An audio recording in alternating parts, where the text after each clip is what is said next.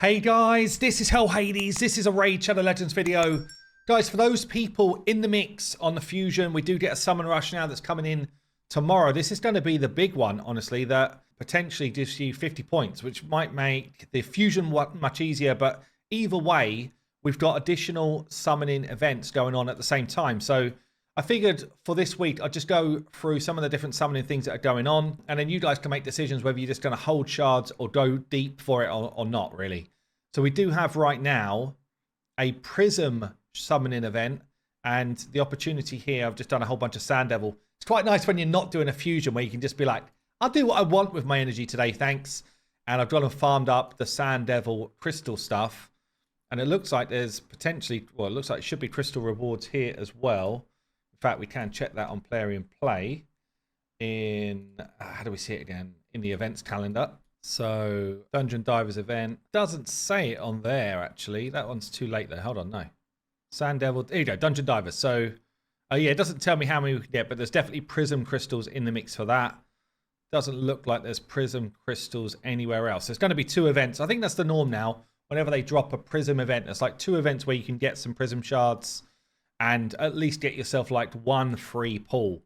So within the kind of like Prism opportunities here, it's 25 per summon, 6% chance of a legendary. So if you do those 2 events, you've got 2 pulls, and obviously you've got yourself a chance to get something decent.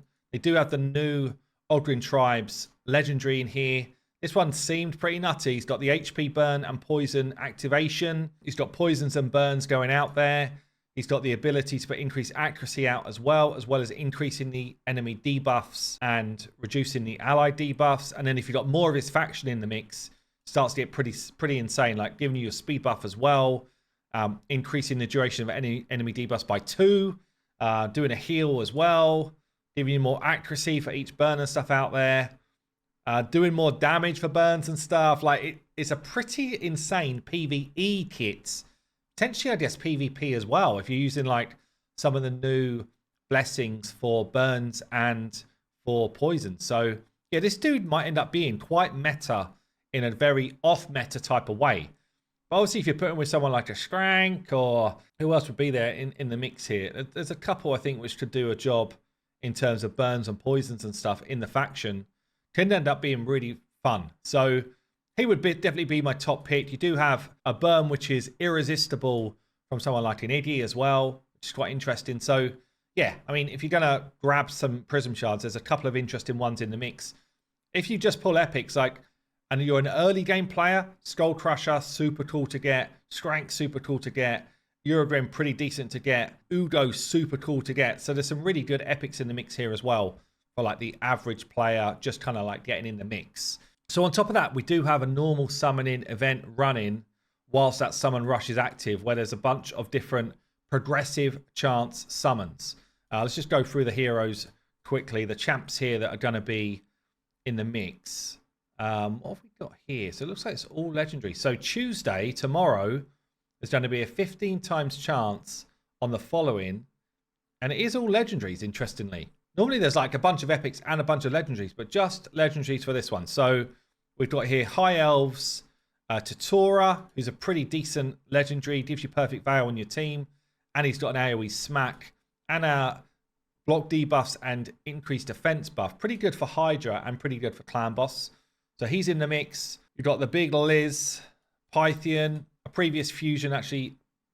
All of these previous fusions, I think they might be. Certainly for these ones. Pythian, really good reviver. Gives your team strength for when he revives. He's also got that block debuffs.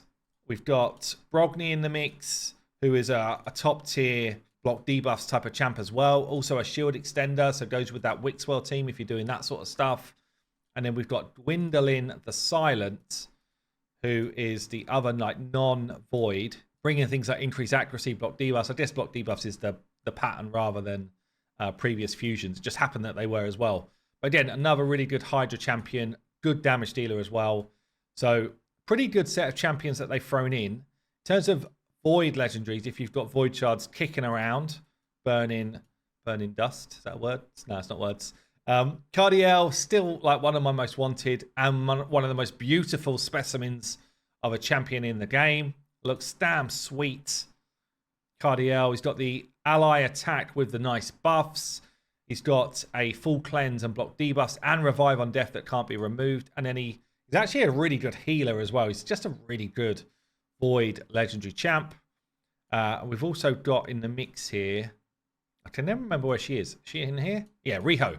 Riho, the Shadowkin, really good for a lot of the end game dungeons like what's it called? The Sand Devil and Iron Twin, stuff like that. She's just got a ton of debuffs going on here, and she's got a really nice heal, cleanse, and block debuffs on her A3 as well. So yeah, Riho, really, really good. So that's the Tuesday list, and then Wednesday, we've got one of the new champions, which means I've got no clue where he's going to be. What are you? What are you going to be? Can I get it right first time? Feels unlikely. Gotta go here. No. How many factions do I need to go in before I find him? Oh, 2. Not bad. Matthias Black Flail. Looks really cool. So this is on the Wednesday. You've got triple hits, AoE, ignoring some defense, and then increased resistance and the kind of reflect and taunt. Pretty decent finite champ. He's also got the passive here that he will counterattack, which makes him, again, even better for that. Oh, we got Armand. Armand's is back. I guess I'll be pulling because I didn't get Armand's on my main. I got it on the free-to-play. What a fool I was. Now I play Armand's nearly every second in the arena. I don't have him myself, but Armand's is in the mix. And we know Armand's. He's just absolutely busted with the Termita Steel and the Sheep ability. Who else we got? The Mighty Uko's in the mix as well. Another very good legendary. It feels like every legendary nowadays is just so damn good. Buff removal. We've got revives. We've got decreased attack. Really good for Hydra. Really good, actually, in the Cursed City as well against Amius. Who else we got here? Shemnath. Shemnath looks like just a tower. I can never remember where Shemnath is either. There's too many now. There's too many heroes. Hold on. Night Revs? Yes. Night Revs. Drop defense. A big kind of like buff manipulation here. So transfers all debuffs from this champion to a target, then attacks 3 times. This is a nice hit as well.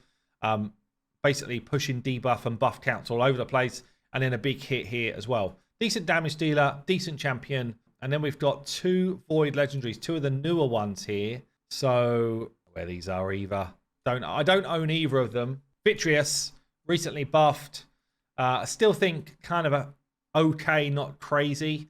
He's got the AoE smack here, removing increased defense, ally protect, and strengthen, which is quite cool, but and cannot be resisted.